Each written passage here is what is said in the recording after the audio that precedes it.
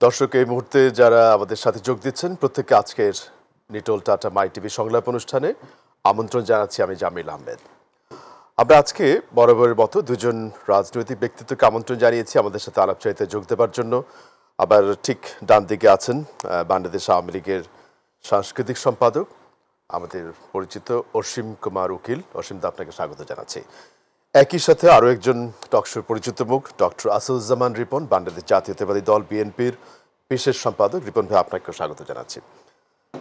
মূলত আমরা গত কয়েকদিন ধরেই আলাপ করছি, যেটি এই সময়কালের প্রেসিং ইস্যু গণমাধ্যমে উপজেলা নির্বাচন এবং সেটি কেমন হলো সেটিকে নিয়ে আজকে দুজনের কাছ থেকে শুনতে চাই। তার আগে দু একটি তথ্যচিত্র গণমাধ্যম থেকে রিপন ভাই আপনার সামনে উপস্থাপন করি। আপনারা জানেন যে আমরা বিভিন্ন গণমাধ্যমের শিরোনামগুলো দেখছিলাম, যেখানে সিএসির একটি কমেন্ট, দুটো কমেন্ট মূলত 35 থেকে 40% উপস্থিতির কথা বলা হচ্ছে নির্বাচন কমিশন থেকে, এবং এর পাশাপাশি একটি সাপ্লিমেন্টারি ব্যাখ্যাও দেওয়া হয়েছে যে ধান কাটার মৌসুম হওয়াতে এবং বৃষ্টির কারণে ভোটার উপস্থিতি কম, স্বভাবতই এক্সপেকটেশনটা আরেকটু বেশি ছিল। সামগ্রিকভাবে এই যে 139টি উপজেলাতে নির্বাচন হলো, ডক্টর আসাদুজ্জামান রিপন, আপনার অ্যানালিসিস কি এই সম্পর্কে? ধন্যবাদ আপনাকে। আসলে চিফ ইলেকশন কমিশনার বা তার কমিশন আদার মেম্বার্সরা যেই পরিসংখ্যানটা দেবে, আপনি স্ট্রেট ওয়ে এটা 2/3 মাইনাস করে দিতে পারেন। স্ট্রেট ওয়ে যেমন আপনার কফি টফি যখন দেন দেখবেন যে ওটার উপর একটা বাবল থাকে, তাই না? তো বাবলের পুরো কাপটাই কিন্তু আপনার কফি না, ফ্যান আউটে থাকে, রাইট? এর নিচের অংশটা হচ্ছে আপনার কফি। তো তেমনি সিসি যা বলছেন বা তার পরিষদবর্গরা যা বলবেন, আপনি 2/3 স্ট্রেট ওয়ে আপনার ক্ষেত্রে জাস্ট কাট ডাউন করে দেবেন। তারপর সে যদি 30% বলে থাকেন তাহলে তো নিতে পারেন স্ট্যান্ডার্ডলি 10%, স্ট্যান্ডার্ডলি, এর বেশি না। আচ্ছা, তো কেন না সাপ্লিমেন্টারি যে বক্তব্য উনি একটা দিয়েছেন যে ধান কাটা বা কি ইত্যাদি নাকি এই সমস্ত কারণে মানে মানুষজন আগ্রহী হয় নাই বা ইত্যাদি। আসলে ধান কাটাকাটির বিষয়টা না, বিষয়টা হচ্ছে মানুষ যখন দেখে যে নির্বাচনটা আমি আর ডামি, তাই না? যখন দেখে যে জিতবে তো আসলে আওয়ামী লীগের লোকেরাই, এর বাইরে তো কারোর জেতার কোনো মানে সুযোগ নাই, অন্য কেউ দাঁড়াচ্ছেও না।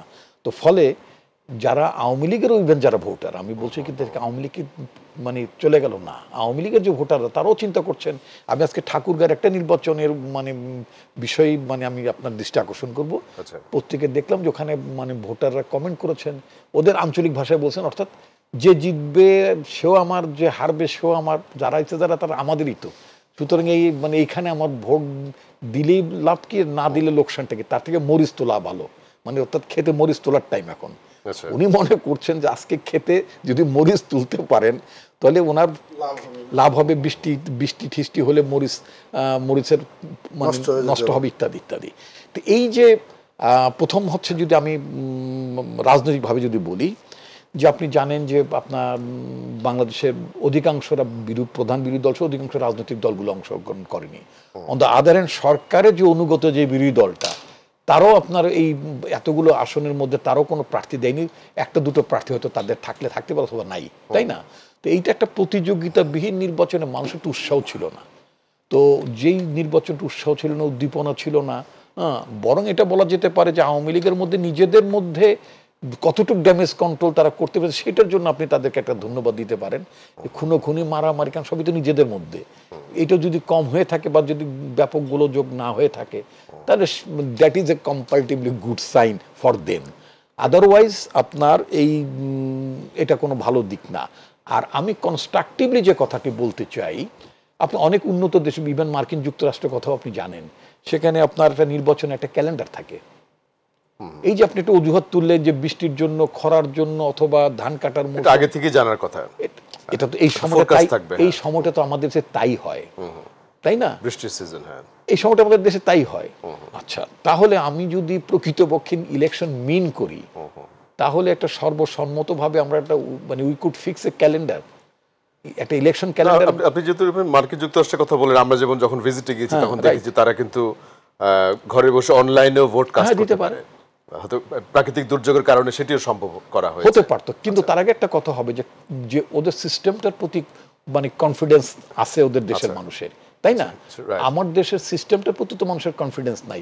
আপনি যে ঘরে বসে দেবেন, ধরুন ভোটার দেবেন দেখে মনে হয় আমি যে ভোটটা দেবো কষ্ট করে অনলাইনে যাব, আমি আমার ডাটা খরচ করে আমি ভোটটা দেবো, দিতে যাচ্ছি বা বসছি, সেই মোটিভেশনটা আছে কিনা? না, আমার ভোটটা আলটিমেটলি ওদের সার্ভারে যে ঢুকবে কিনা, আচ্ছা আচ্ছা, এটা তো একটা বিষয়। Okay. তো সুতরাং সবকিছু মিলিয়ে যেটা আপনার দরকার সেটা হচ্ছে যে আপনার আস্থার জায়গাটা উত্তরণ ঘটাতে, এবং আস্থার জায়গাটা উত্তরণ ঘটানোর মধ্যে একটা রাজনৈতিক মান, যেটা রাজনীতির জায়গাটিতে এই যে অ্যানিহিলেশন অফ দ্য সিস্টেমটা, এটার উপর ভিত্তি করে বা এটাকে যদি আপনি সন্তুষ্ট থাকেন, জি। তাহলে আপনি ক্যালেন্ডার করেও পারবেন না। Right. তার আগে যেটা দরকার হবে যে আপনি একটা কত প্যারামিটার, গণতন্ত্র বলেন, নির্বাচন বলেন, রাজনৈতিক মূল্যবোধগুলোর কথা বলেন, এগুলোর বিষয়ে আপনার শ্রদ্ধাশীল থাকতে হবে। এটি ধন্যবাদ রিপন, শুরু করলেন। মিস্টার অসীম খান উকিল, বিশেষ করে আপনারা যারা সিজন পলিটিশিয়ান, ছাত্র রাজনীতি করে এলাকার সাথে সংযোগ রেখে স্থানীয় মানুষের সাথে মিশেও দেখেছেন যে স্থানীয় নির্বাচন কি এই চিত্র হওয়ার কথা, মানে আরো ইন্টারঅ্যাক্টিভ, আরো পার্টিসিপেটরি অ্যান্ড উৎসব মুখর হওয়ার কথা? আপনার অ্যানালিসিসগুলো একটু যদি বলেন আমাকে। আপনাকে ধন্যবাদ।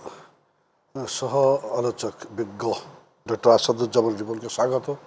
যারা অনুষ্ঠান দেখছেন টেলিভিশন সেটের সামনে বসছে তাদেরকে শুভেচ্ছা। দ্বাদশ জাতীয় সংসদ নির্বাচন, উত্তর স্থানীয় সরকার নির্বাচন খুবই গুরুত্বপূর্ণ। সেই স্থানীয় সরকার নির্বাচন কয়েকটি ধাপে সমাপ্ত হবে। তার প্রথম ধাপ আজকে অনুষ্ঠিত হয়েছে। ভোটারের উপস্থিতি 40% মতো, বা তার কম বা তার বেশি হতে পারে, সেটি ভিন্ন প্রসঙ্গ। সেখানে নিঃসন্দেহে ধান কাটার বিষয়, বৃষ্টির বিষয়, মরিচ তোলার বিষয়, সব কিছুই বিবেচনায় থাকবে। নির্বাচনও হবে। যিনি রান্ধেন তিনি চুলো বাঁধেন, এগুলোও থাকবে, নির্বাচনও এগিয়ে যাবে একে। তবে নির্বাচনের যে ক্যারেক্টারিস্টিকটা, গ্রামের নির্বাচন, স্থানীয় সরকার নির্বাচনের ব্যাপক গোলযোগের কোনো খবর পাওয়া যায়নি। সংঘর্ষ, হঠাৎ কেন্দ্র বন্ধ, গ্রেপ্তার, এই বিষয়গুলি একেবারে হয় নাই তা না, কিন্তু it is in an 1%, 2% which is not countable. এটাকে কাউন্ট না করলে চলে। তো সব কিছু মিলে অগ্রসর হয়েছে।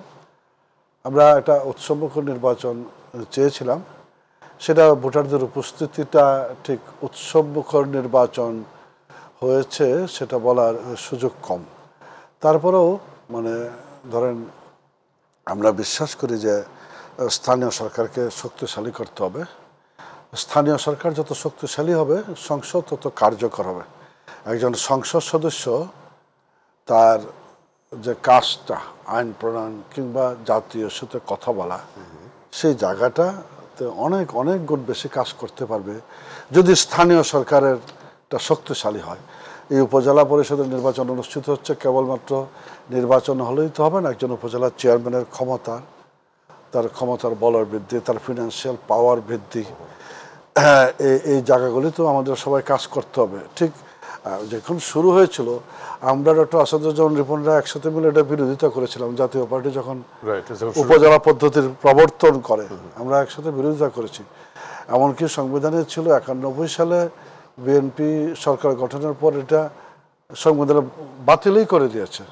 আবার আমরা যখন আসছে কথা বলছি, তখন আমরা এটার পক্ষে আসলে ইন দ্য লং রান যে কথাটা বলছিলাম, যে আমরা মনে করি যে স্থানীয় সরকার শক্তিশালী হলে তৃণমূল সুসংগঠিত হবে, প্রত্যন্ত অঞ্চলের মানুষ এটার সুফল পাবে, প্রকৃত উন্নয়নটুকু হবে।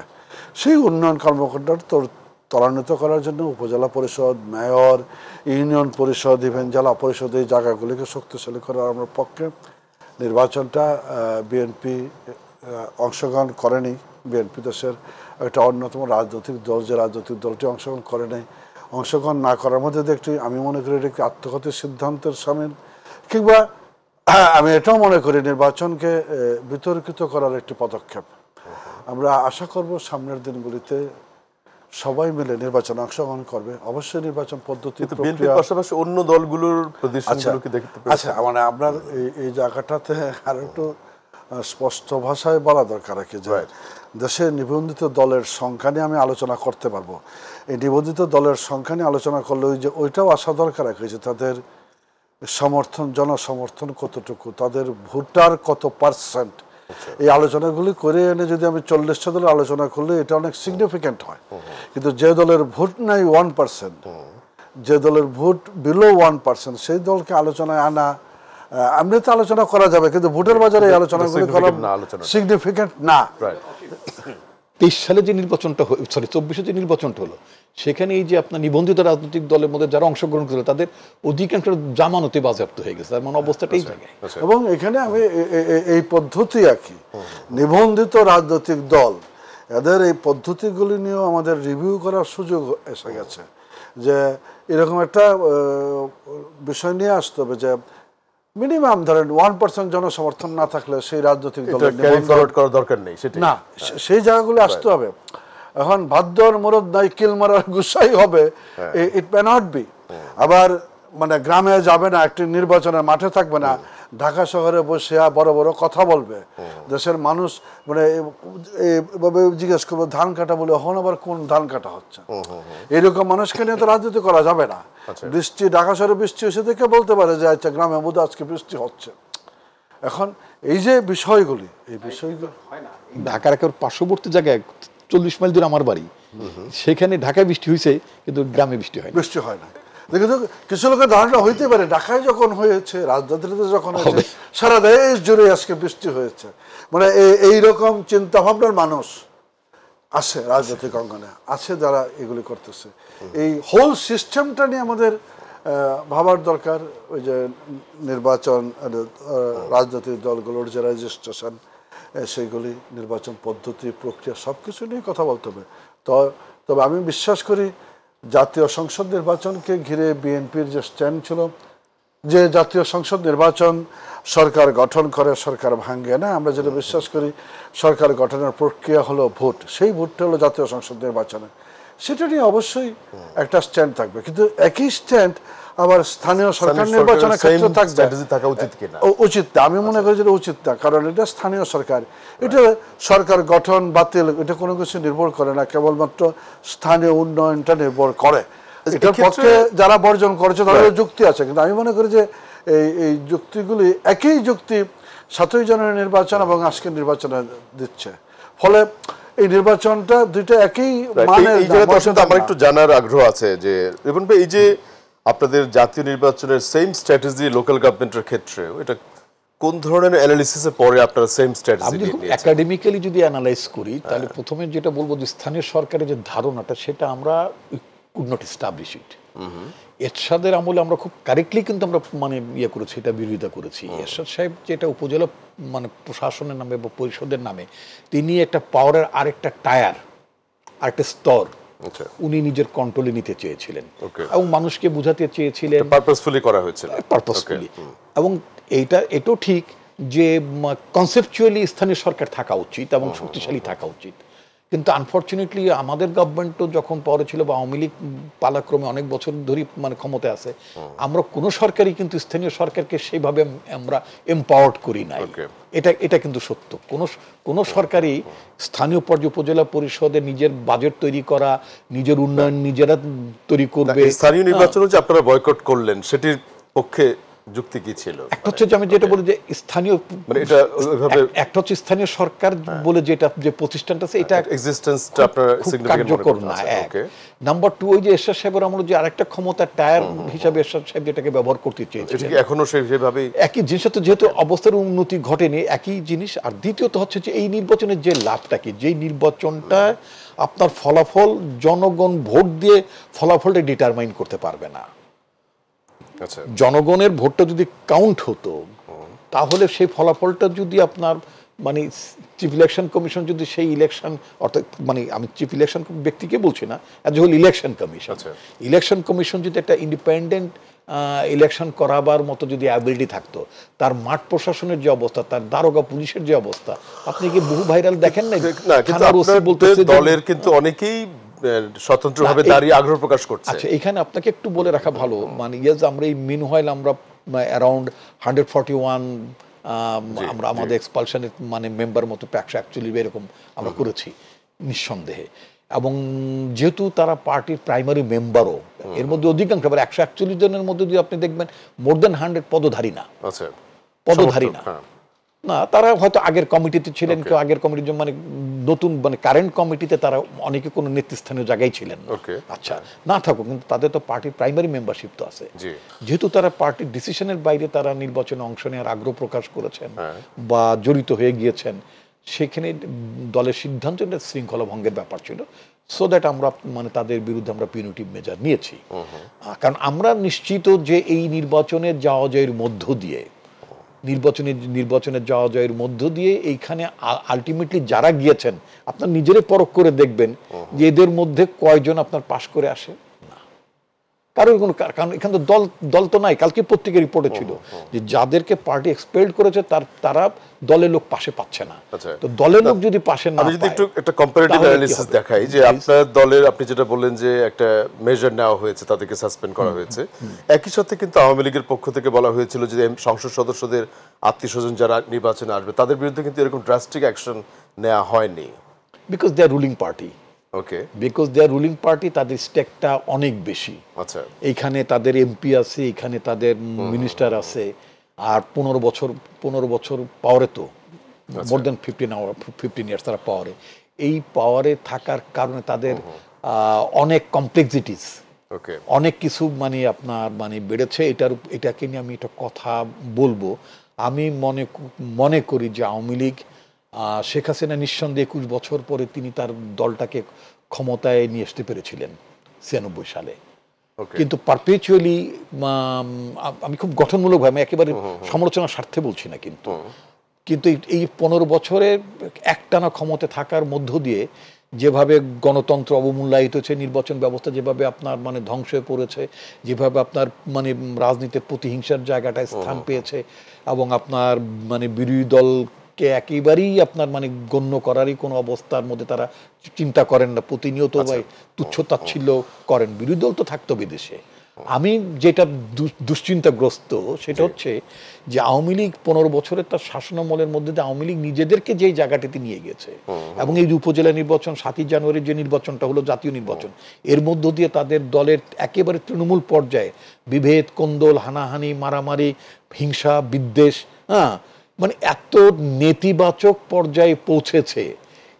এখানে কোনো রাজনীতি নাই, বরং সত্যি কথা বলতে কি, যে আওয়ামী লীগ যদি কখনো রাজনৈতিক দুর্যোগের মধ্যে, যেমন আমরা তো এখন নিঃসন্দেহে একটা দুর্যোগের মধ্যে আছি, এরকম কোন দুর্যোগ যদি কখনো আওয়ামী লীগকে ফেস করতে হয়, এই আওয়ামী লীগকে আবার নিজের পায়ে দাঁড়াতে অনেক অনেক কষ্ট হবে। সেই জায়গাটাতে আওয়ামী লীগ মানে চলে গেছে। আমার ধারণা সেই কারণেই এখন বোধহয় আওয়ামী লীগ সভানেত্রী বা আওয়ামী লীগে যারা আছেন তারা অনেক হুঙ্কার তো দিয়েছেন, বলেছেন তো যে এটা ব্যবস্থা নেব, ওটা ব্যবস্থা নেব। লাস্টলি ওবায়দুল কাদের সাহেব বলেছেন, আমি এই জায়গাটাতে একটু আসতে চাইছিলাম। আমরা যে গণমাধ্যমে একটা রিপোর্টকে যদি একটু ফলো আপ নিয়ে আসি, যে সংসদ সদস্যদের আত্মীয় স্বজন বা এদেরকে বলা হলো, দলের সাধারণ সম্পাদক বলেছেন তাদেরকে সরে যেতে, কিন্তু তারা কিন্তু সরে যাননি, অনেকেই আছেন, এবং এরকম ড্রাস্টিক অ্যাকশনও কিন্তু তাদের কথা আমরা দেখছি না। তাহলে কি এটা মেনে নেওয়া হলো যে তারা থাকতে পারবে? না না না, এটা রাজনীতি অঙ্গনের বিষয়গুলো একটু ভিন্ন অবয়বে।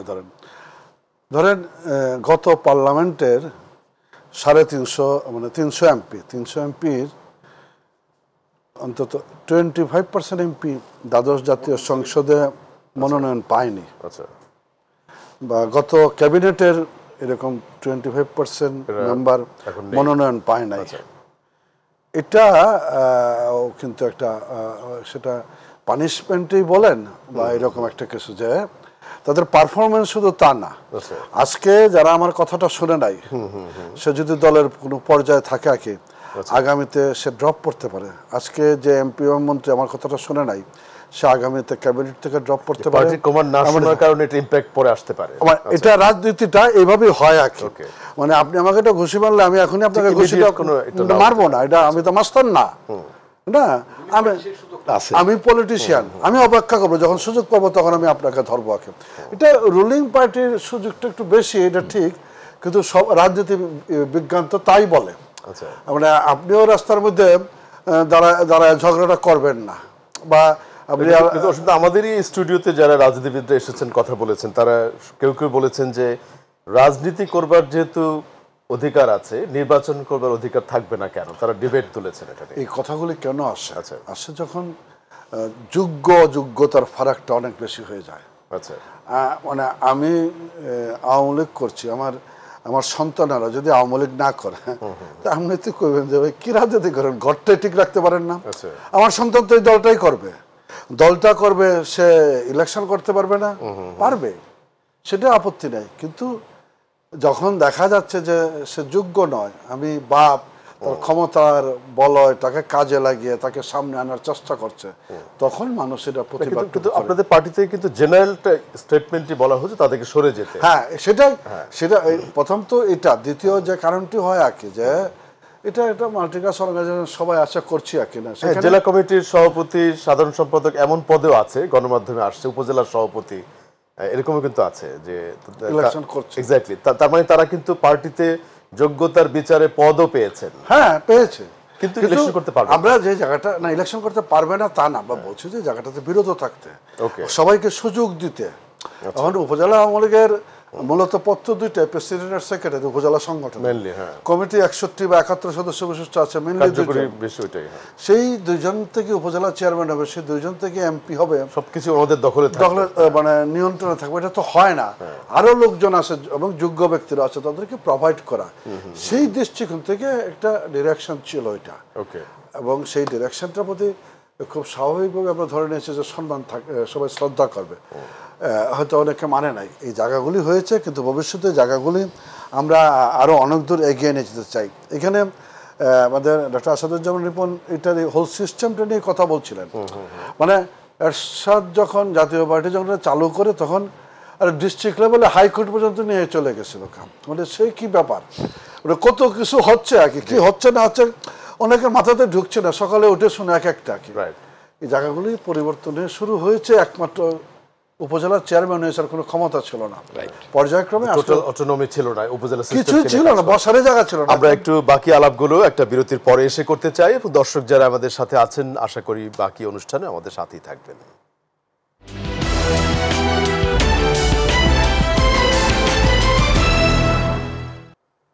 বিরতির পরে আবারও স্বাগত জানাচ্ছি আজকের লিটল টাটা মাই টিভি সংলাপ অনুষ্ঠানে। আপনাদের সাথে আছি আমি জামিল আহমেদ। আমাদের সাথে সম্মানিত দুজন আলোচক ইতিমধ্যে পরিচয় দিয়েছেন, আবারও পরিচয় করে দিচ্ছি।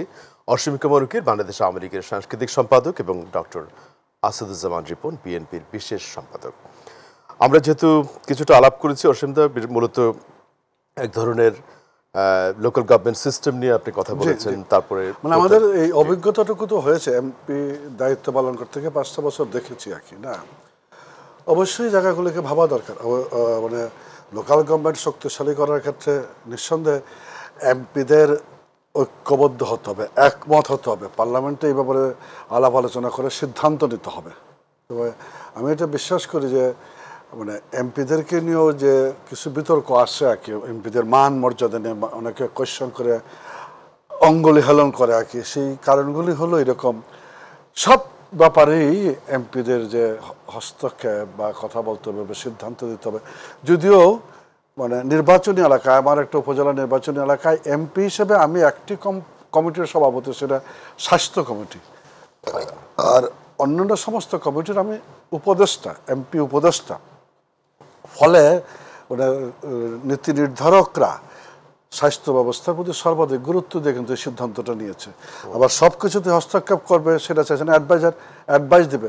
যদিও রিয়েলিটি হলো যে একটা এমপির নলেজের বাইরে আসলে ওই নির্বাচনী এলাকায় কিছু হয় না, এটা রিয়েলিটি। কিন্তু কাঠামোগুলো এভাবে সাজানো হয়েছে। তো সেই ক্ষেত্রে কী করণীয় আর কি, স্থানীয় সরকারকে শক্তিশালী করা, এবং স্থানীয় সরকারের মধ্যে উপজেলা চেয়ারম্যান অবশ্যই একটি গুরুত্বপূর্ণ বিষয়।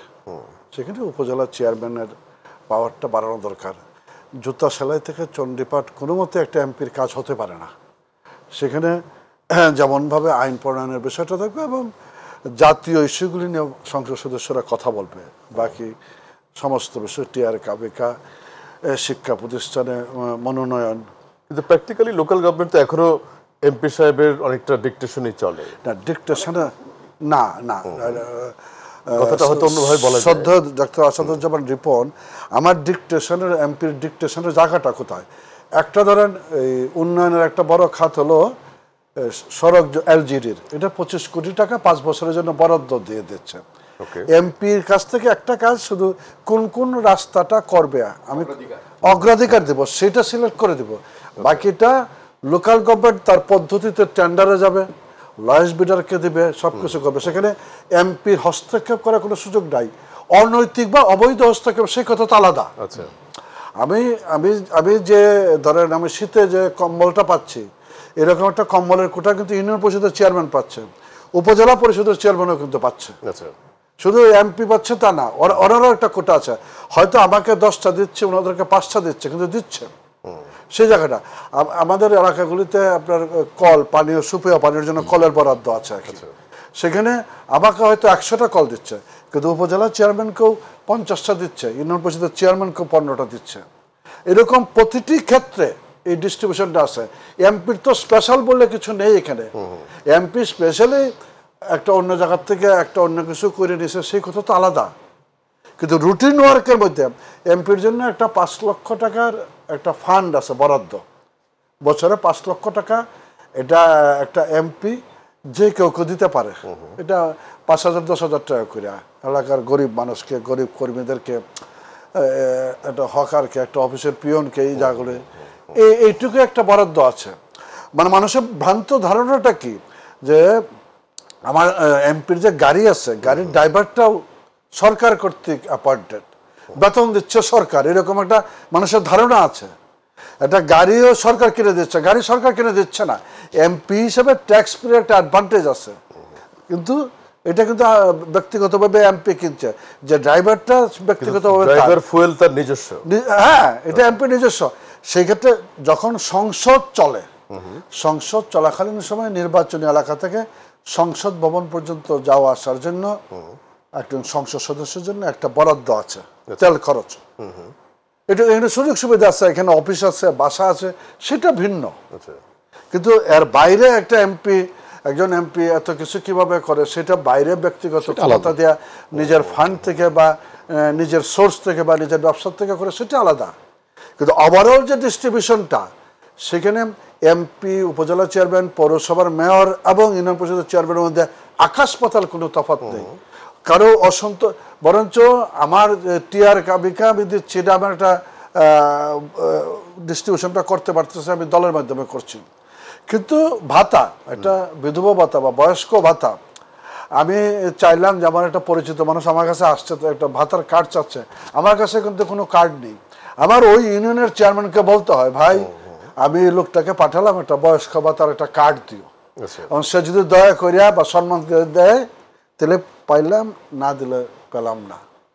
এইরকম ওদের এই জায়গাগুলিতে অনেক বেশি এই যে সমস্ত সামাজিক যে সুযোগ সুবিধাগুলি ওদের ক্ষেত্রে, মুক্তিযোদ্ধারা তো এটা সেন্ট্রালি লিস্টেড। আপনি যেটা বলছেন, এটা ডেফিনেটলি একটা আইডিয়াল সিচুয়েশন, কিন্তু এর বাইরে তথ্যচিত্র আমরা গণমাধ্যমে দেখি যে অনেক ধরনের ইউপি চেয়ারম্যান এবং উপজেলা চেয়ারম্যানরা বলে থাকেন যে তারা সংসদ সদস্যদের দ্বারা এক ধরনের গাইডেড হচ্ছে না, এটা আন্ডারস্ট্যান্ডিং। আমার এখানে 13টা প্রভাবের বাইরে যেতে পারে না। হ্যাঁ, এটাও আমি যেটা বললাম যে একটা উপজেলাতেই এমপির বাইরে গিয়ে কেউ খুব একটা কিছু করে তা না। কিন্তু আমরা এই জায়গাটা দেখেছি, আমি বলেছি, কথাটা শুনলে চেয়ারম্যান ভালো, নাহলে কিচ্ছু করার নাই আমার। আবার আমার দলীয় মনোনয়নকৃত যে চেয়ারম্যান, সে তো দলের প্রতি একটা আনুগত্য থাকবেই, কিন্তু গদ যেটা বলে এটা নিজের অক্ষমতা ঢাকার জন্য বলে, কিংবা এমপির সাথে পছন্দ না, একদম গতানুগতিকভাবে ছেড়ে দেয়। সেইখানে ধরেন আপনার বয়স্ক ভাতা, এটা সতত পরিবর্তনশীল, তো একটা বয়সের পরে দেওয়া হয়। এখন এগুলি রিনিউয়ালটা ঠিক মতো হয় না। বিধবা, এই বছরে বিধবা আছে 50 জন, পরের বছর 50 জনই থাকবে, বিষয়টা তো ঠিক না। হয় 45 জন হবে, নাহলে 50 জন হবে। মৃত্যুজনিত কারণে শূন্যতা আছে, নতুন করে বিধবা হচ্ছে। এটা আপ টু ডেট করাটা নিয়মিত হয় না, ফলে সেখানে একজন 80 বছরের বৃদ্ধ হয়তো তখন আইসা পত্রিকার পাতা আইসা যায়, সে ভাতাটা পাচ্ছে না। দেখা গেল যে কথাটা সত্যি, কারণ তাকে যখন দেওয়া দরকার সেই সময় বয়স্ক ভাতার তালিকাটা রিনিউয়াল হয় না বা নজরে আসে নাই। এই জায়গাতে যে অবশ্যই অসীম ধন্যবাদ, বেশ একটা অনেকগুলো ইম্পর্টেন্ট তথ্য দিয়েছেন।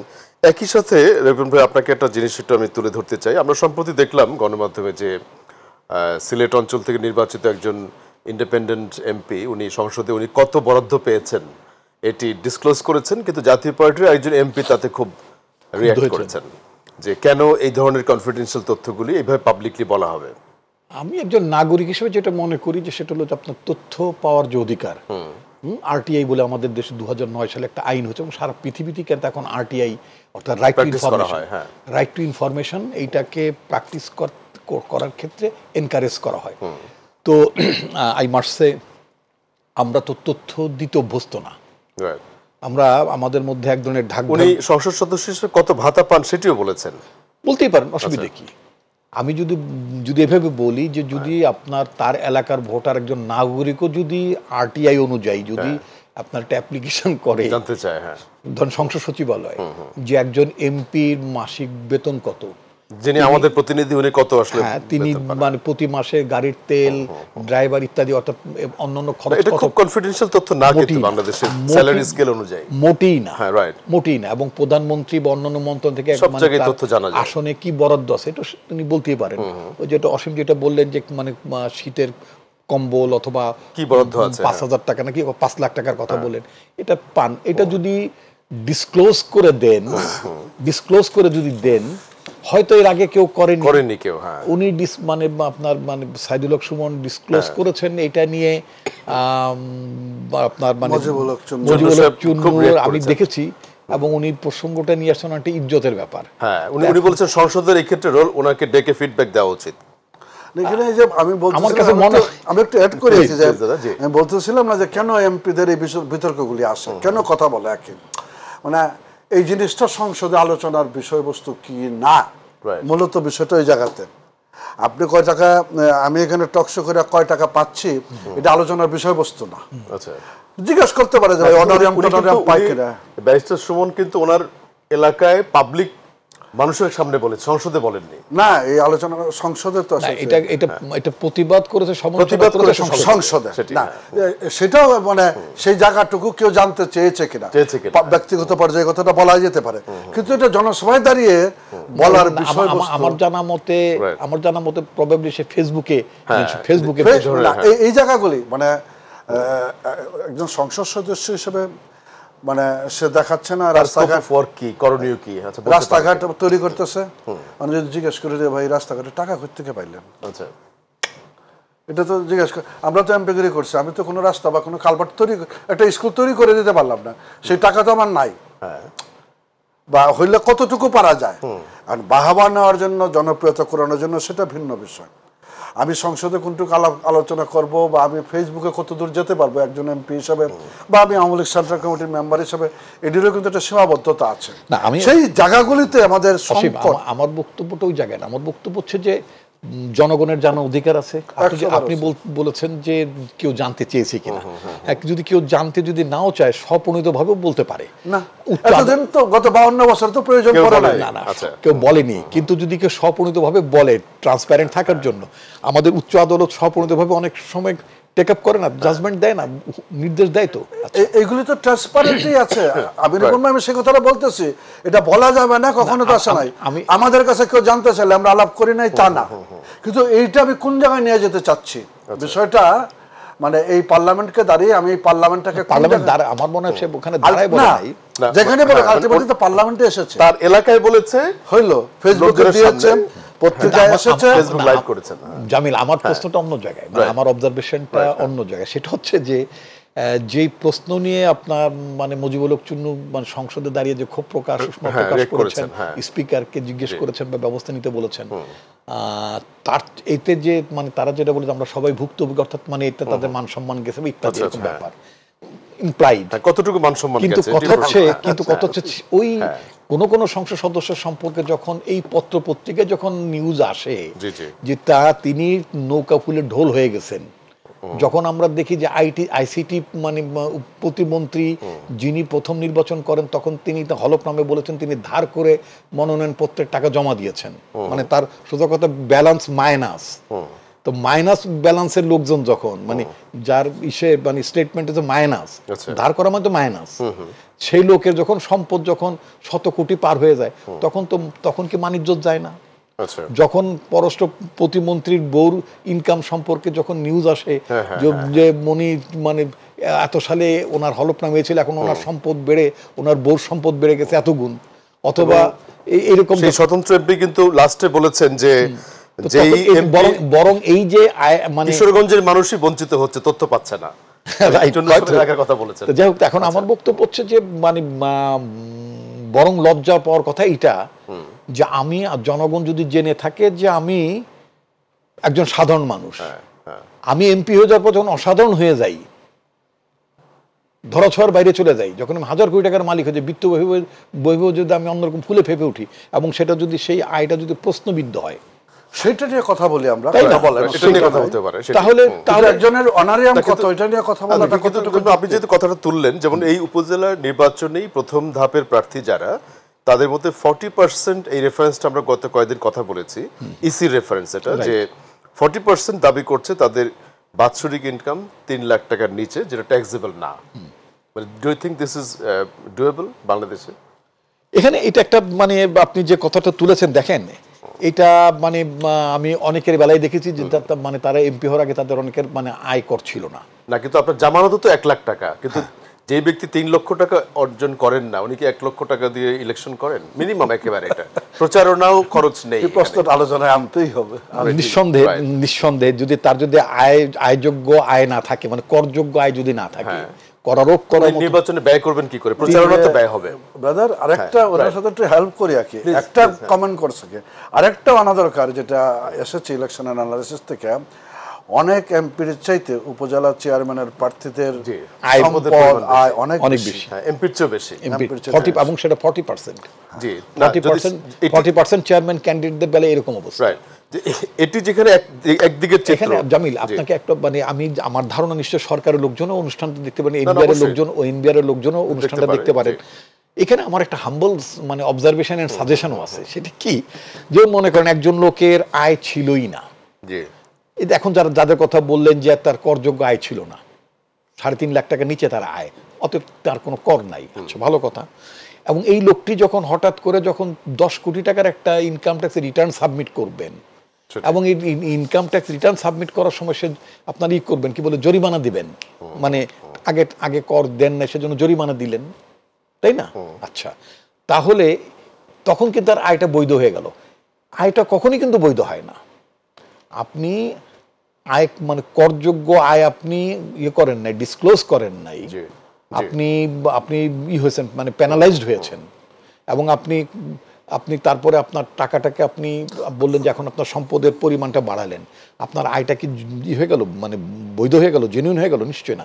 আমি মনে করি এই আয়কে সবসময় প্রশ্ন করা উচিত, বরং আইন করা উচিত যাদের এরকম টাকার উৎস ছিল না, হঠাৎ করে যারা এরকম মানে 20%, 25%, 30% জরিমানা দিয়ে যারা এটাকে হালাল করেছেন, লিগালাইজ করেছেন, আই মাস্ট সে, যারা করেছেন তাদেরকে বরং নানাবিধভাবে অযোগ্য করা উচিত, কারণ এটা অনৈতিক ব্যাপার। যাই হোক, আমরা বাকি সময়টাতে ফিরে এসে দুজনের কাছ থেকে ক্লোজিং কিছু বক্তব্য দিয়ে শেষ করবো আজকের অনুষ্ঠানটি। একটা বিরতি নিয়ে আমরা আবারও ফিরছি। দর্শক, আশা করছি আমাদের সাথেই থাকবেন।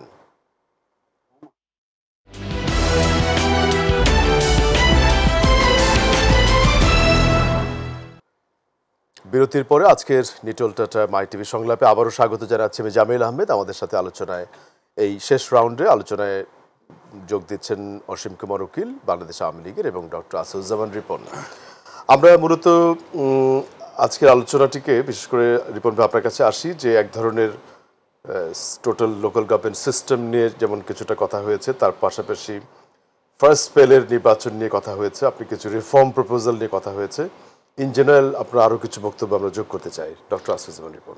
আমি দেখেন যে বাংলাদেশে নির্বাচনগুলোতে আমার কাছে মানে আমি যখন রাজনৈতিক কর্মী হিসেবে আমার কাছে যেটা মনে হয়, দেখবেন যে কোনো দল যখন, সেটা আমার দল হোক, আওয়ামী লীগ হোক, যেই হোক না কেন, কোনো দলে যখন কোনো কেউ প্রার্থী তা পান না, অর্থাৎ নির্বাচন করতে পারেন না, তখন দেখা গেল যে তিনি পার্টি বিপক্ষে স্ট্যান্ড নেন, অথবা অনেক সময় বিদ্রোহী ক্যান্ডিডেট হন, অনেক সময় জাতীয় নির্বাচনের ক্ষেত্রে এমন দেখা গেছে দলীয় সিদ্ধান্তকে বিয়ে করে কি বলে মানে প্রতিবাদ জানাতে এলাকায় হরতাল ডেকে বসেন, গাছ ঠাস কেটে রাস্তা ব্লকেট দিয়ে বসেন, এগুলো আমরা মানে দেখেছি এরকম বিভিন্ন সময়।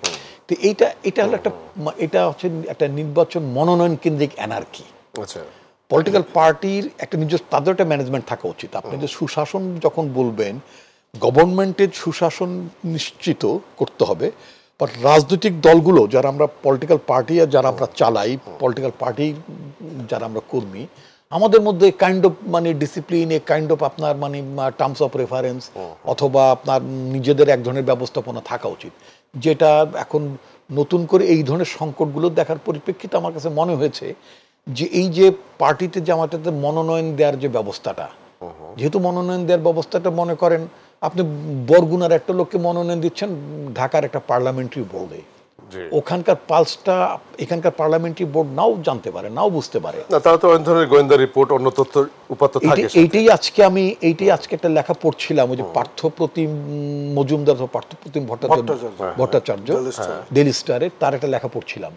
ওখানে আপনার জনমত জরিপের চিত্র তো থাকে বলে আমরা শুনি না, এইখানেই কারণ আপনার এমপিদেরকে, জনপ্রতিনিধিদের দামটা কমে যাচ্ছে, কারণ যখন জনপ্রতিনিধি যখন চিন্তা করে বা ভাবে যে তার মাঠের কি অবস্থা, এটা গোয়েন্দা সংস্থা রিপোর্ট দেবে না, ইভেন পাবলিক সেন্টিমেন্টও তো আসছি গোয়েন্দা সংস্থা রিপোর্ট দেবে, স্পেশাল ব্রাঞ্চ রিপোর্ট দেবে, অথবা ডিজিএফআই রিপোর্ট দেবে, অথবা অন্য চ্যানেল থেকে রিপোর্ট দেবে।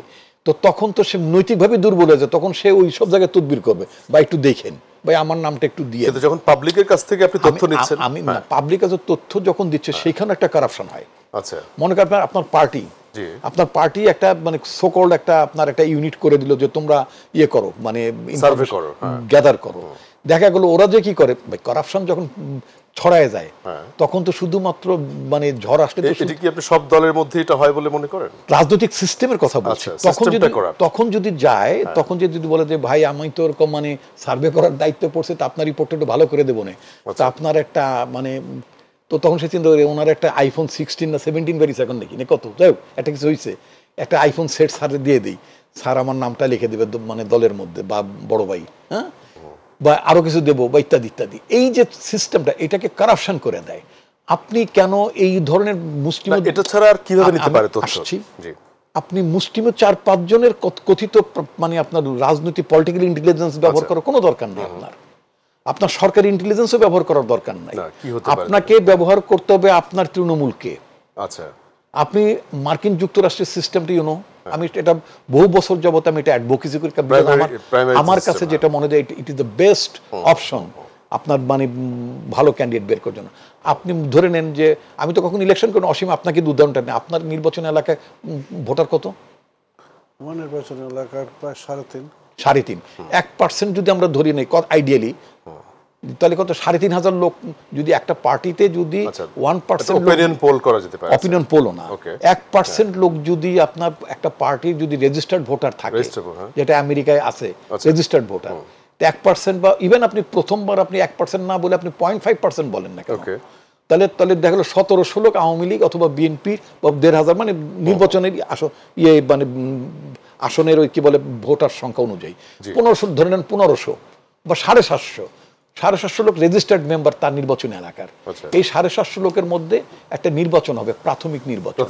এই নির্বাচনটা আয়োজন করবে আপনার জেলা বা থানা যে নির্বাচন, ইলেকশন কমিশনের যে ব্রাঞ্চ আছে, হ্যাঁ তারাই আয়োজন করবে। পলিটিক্যাল পার্টি সেখানে আমার দল থেকে ওনার দল থেকে একাধিক প্রার্থী দাঁড়াবে, ওখানে ওই তৃণমূল পর্যায়ে 750 যে যারা registered voter of the party তারা ভোট দেবেন যে অসীম কুমার উকিল is the best choice of them, তাদের বেস্ট চয়েস উনি। 1 বছর আগে ইলেকশন কমিশন ডিক্লেয়ার করতে মিস্টার অসীম কুমার উকিল is the official candidate of Awami League, ওই দলের।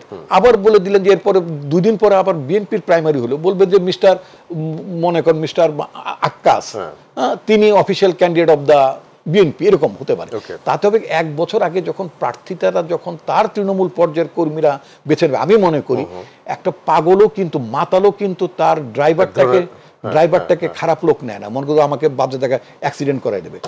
ওই লোকগুলো যখন চিন্তা করবে যে আমার এমপি একটা মোটিভেশন, আমার এমপি একটা যোগ্য লোক হবে, ডিবেট হবে যে কে ভালো, স্মাগলার না একটা শিক্ষিত লোক, ভালো মানুষ। এই যে সাধারণ জনগণ বা আপনি যেটা বলেন তৃণমূলের অংশগ্রহণ না থাকার কারণেই কিছুটা ভোটার বিমুখতা দেখা যাচ্ছে, পার্সেন্টেজ কমে যাচ্ছে। 1 বছর আগে তো ভোটের একটা উন্মাদনা তৈরি করতে পারেন প্রাইমারির নাম দিয়ে, প্রাইমারির নাম দিয়ে করতে পারেন। আমি যদি এখন শুধু এটা একদিনের নির্বাচনে পরিণত হচ্ছে, একদিন শুধু, হ্যাঁ আপনি 1 বছর আগে শুরু করতে পারেন, যেটা মার্কিন যুক্তরাষ্ট্র হয়। যেমন এবার আওয়ামী লীগকে যদি এভাবে যদি বলি, আমি বেসিক্যালি মনে করি 7ই জানুয়ারিতে আওয়ামী লীগে একটা প্রাইমারি ইলেকশন করলো, ধরে নেন তাদের নিজেদের ক্যান্ডিডেট তারা ইলেকশনটা করেছে।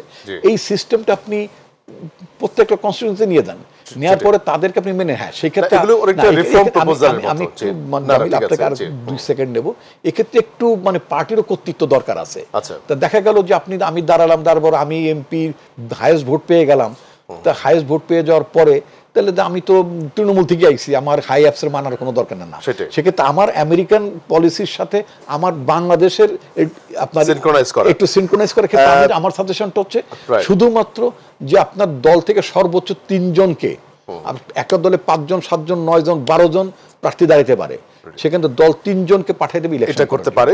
প্যানেল, ঢাকা ইউনিভার্সিটি ভিসি ইলেকশনে প্যানেল হয় না প্যানেল। অসীম বকিল, আমরা যে কথাটি দিয়ে শুরু করেছিলাম যে ভোটার উপস্থিতি, এক ধরনের পক্ষে বিপক্ষে যুক্তি, রিয়ালিটি কেন কম, উনি কিছুটা ডক্টর রিপন বলতে চেয়েছেন যে তৃণমূলকে ইনভলভ না করার কারণে আজকে এই ইলেকশন তো তৃণমূলে হচ্ছে এখন, এখানে তো আর সেন্ট্রালি মনোনয়নও দেওয়া হয় নাই, কিন্তু উৎসব নেই তো, মানে সে হ্যাঁ, কারণে উৎসবের ঘাটতি তো আছেই না। যেটা ডক্টর আসাদুজ্জামান রিপন বলেছে যে জিনিসগুলি মুদ্রা কথা রিভিউ করা দরকার, প্রাতিষ্ঠানিকভাবে যদি এগুলো হ্যাঁ রিভিউ করা দরকার। সেখানে অনেকগুলি পদ্ধতির কথা বলেছে।